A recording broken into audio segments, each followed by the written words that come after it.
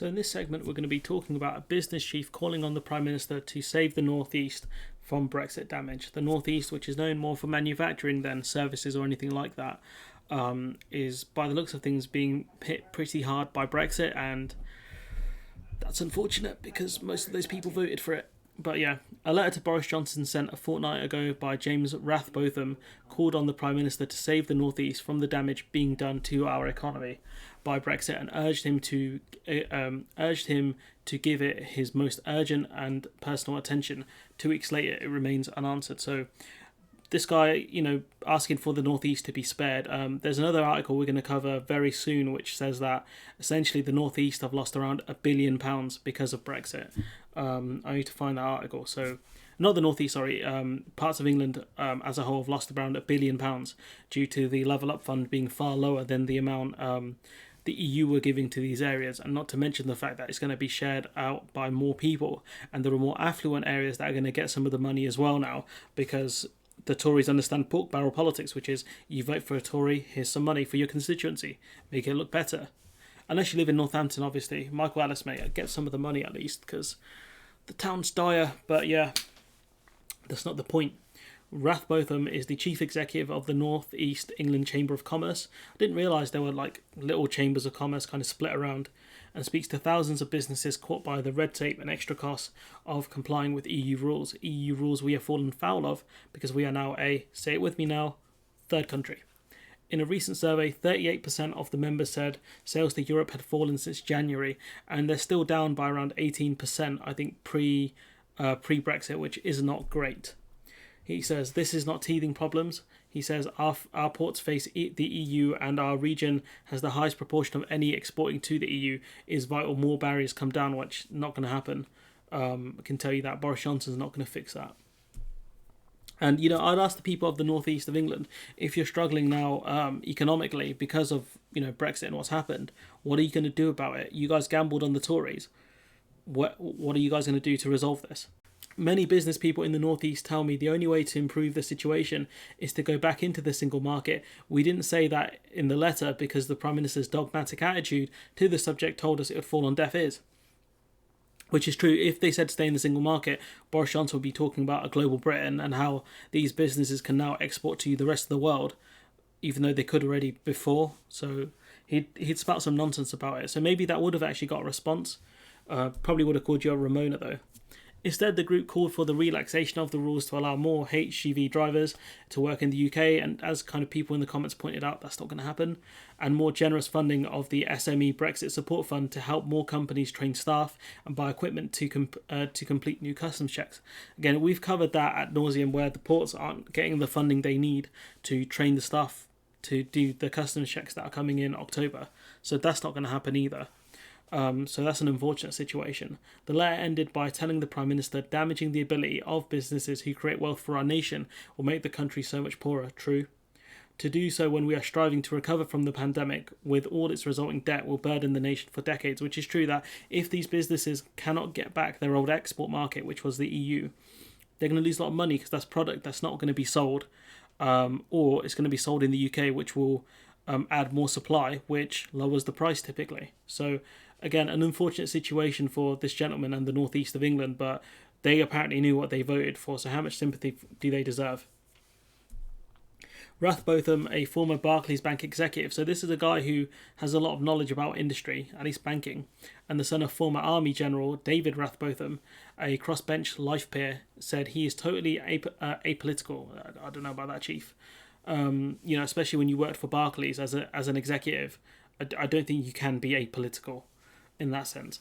And when not speaking to local businesses, spends much of his time talking to the leaders of local councils, the majority of them Labour. Okay, but it depends how he's trying to influence them. Is he trying to influence them into doing things like council tax freezes and council tax cuts and things like that? So he sounds like an interesting character, in all honesty. It seems to me that this Conservative government has broken the traditional link between the Conservative Party and businesses, which is true.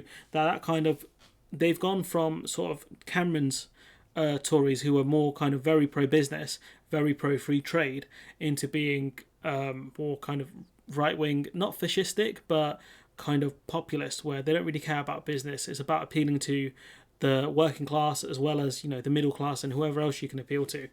Not appealing to small businesses. Let's not forget the furlough scheme didn't do great for businesses and the self-employed. The people who the Conservative Party traditionally would claim they back. Small SMEs and the self-employed who are creators, essentially people who are trying to create wealth.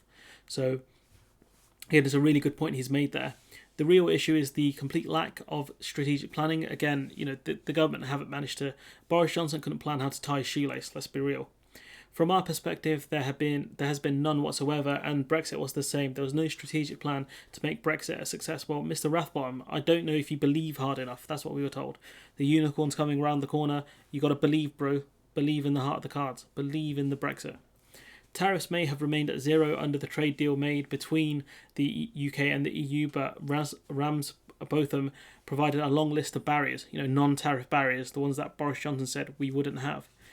Ministers failed to sort this out, including how to apply new rules of origin to determine what goods qualify as tariff-free, difficulties obtaining export health certificates, and additional checks on goods that create queues at the border. So let's look at these kind of one by one. So rules of origin, so that's something that you have to prove that the product made, say if it's a car, most of the parts came from the UK. That's difficult, especially when a lot of parts move around Europe and also the rest of the world. Difficult is obtaining health certificates. I mean, you need vets to be able to certify the animals or the animal products or certain plant-based products, which have to be checked by veterinarians. That's difficult to do. It's very expensive to do in the UK, considering that most vets typically work, looking after like domestic animals, not really farm animals. And we've lost a lot of EU vets as well who would look at farm animals. So not great. And additional checks on goods that create queues at ports, which is more of a general one. His sense of loss from exiting the EU is supported by analysis from the Sussex University's UK Trade Policy Observatory. It said that between January and April this year, the Trade and Cooperation Agreement negotiated to succeed the Customs Union membership reduced UK exports to the EU by 18.7% and imports from the EU by 25.8% compared to the scenario in which the UK did not leave. So under the Trade and Cooperation Agreement, the UK's exports to the EU have fallen by 18.7%. That's a lot. You're talking almost a 20% drop, which is crazy numbers.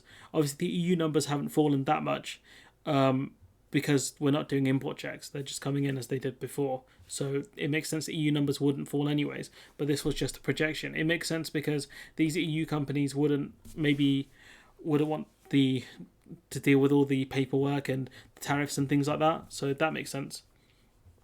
The North East has one of the smallest private sectors relative to the size of the economy. After decades of government support, that has seen several Whitehall office departments move from London.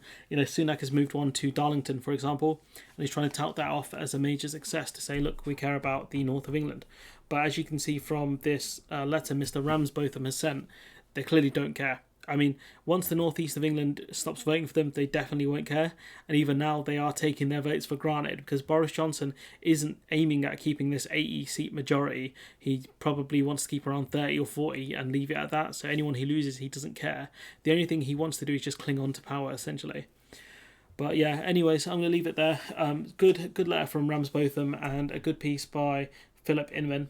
Definitely one worth reading if you want to do so. But yeah, the north of England's been abandoned and the people fighting for it won't get anywhere because the government have a massive majority. If I was him, I would start lobbying most of the MPs in the north, especially the Tory ones, and saying, look, we can't guarantee your vote if things don't improve here because people are suffering economically. And if you don't improve their lives, then people are going to vote for the party that will try to improve their lives. Hopefully that's the Labour Party. Anyways, I'm going to leave it there. Let me know what you think in the comments below. Like, comment, share, subscribe, and hopefully I'll see you in the next one.